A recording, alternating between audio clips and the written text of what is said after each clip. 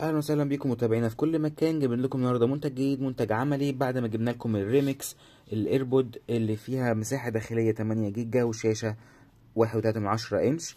جبنا لكم بعديها الام 10 سماعه جميله جدا ومحترمه، وفيها مؤشر ديجيتال بيبين لك الباور بانك فيه قد ايه، وفي المؤشرين الجانبيين بيبين لك السماعه اليمين مشحونه بنسبه قد ايه، والشمال مشحونه بقد ايه.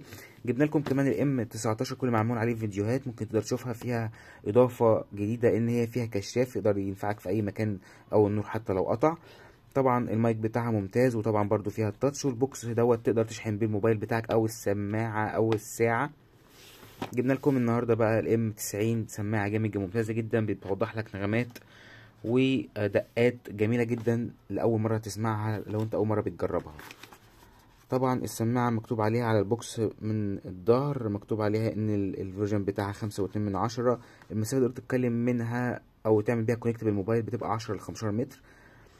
البطارية بتاعت السماعة الفرد واحدة 40 ملي أمبير. البوكس ممكن البطارية بتاعته 1200 ملي أمبير. الوقت الاستماع المباشر للأغاني هيبقى 4 ساعات، والتحدث في مكالمات 4 ساعات. تقدر تبقى معاك ستاند باي 150 ساعة، تشحنها في ساعة لساعتين. تمام، هنبدأ دلوقتي نفتح البوكس ونشوف جواها ايه. طبعا فيها خاصية جميلة جدا اسمها منع الضجيج، ودلوقتي هنقدر نفتحها ونشوفها عاملة ازاي. طبعا بيجي معاها وصلة شحن تايب سي، وبيجي معاها 4 قطع الرابر اللي تبقى جوه الودان، في 2 صغيرين و2 كبار بالمنظر ده. نبدأ بقى نشوف البوكس بيجي فامي اسود بالمنظر ده كده، وهنا تحسها ان هي برضو فامي، وفي اضاءة خلفية تحتها بتبين لك البوكس فيه قد ايه وكل فردة فيها قد ايه. طيب البوكس دوت فيه هنا مخرج يو اس بي، وفيه هنا مخرج تايب سي. طبعا تايب سي عشان خاطر تقدر تشحن منها الباور بانك نفسه او تشحن منها السماعه. طيب الناحيه التانية دوت اليو اس بي دي ممكن تشحن بيها الساعه بتاعتك او الموبايل بتاعك، بس طبعا مش هشحنه لك 100% لان هو اصلا البوكس كله على بعضه 1200 ملي امبير. هنجرب كده، بيبدأ يشحن الموبايل بتاعك. يعني ممكن ينقذك في اي موقف ولا حاجه، يرفع لك الموبايل بتاعك حتى 1 أو 2%.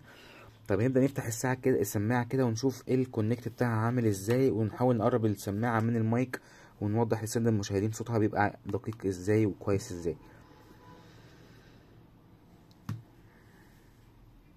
طبعا هي فيها خاصية جميلة جدا اسمها الاوتو كونكت، يعني مجرد ما اطلع السماعة من البوكس بتاعها هيعمل هنا عندي، لو تلاحظوا كده في الكاميرا، هيعمل كونكت على طول في البلوتوث. الكونكت اهو اشتغل تمام. طبعا هي تاتش، وكل لمسة ليها أداة معينة. دلوقتي أنا هقرب السماعة من مايك الكاميرا، تاتش مرة واحدة بدأ يشغل أغنية.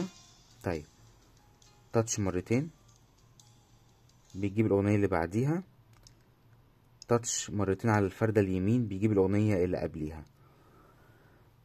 بيكون معانا هو ده منظر السماعة. طبعا حجمها صغير جدا، بتخش كلها جوه المودان.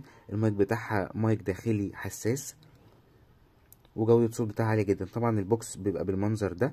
هو طبعا الشاشة هنا اتطفت، سوري الشاشة هي موجودة هنا. أول ما نفتح كده نيجي نركب السماعات، يبدأ البوكس تاني يشتغل. ما تنساش تعمل لايك للفيديو ومتابعة للقناة عشان تشوف كل جديد، ويبقى اكتب لنا في الكومنتات محتاج تشوف ايه تاني. شكرا.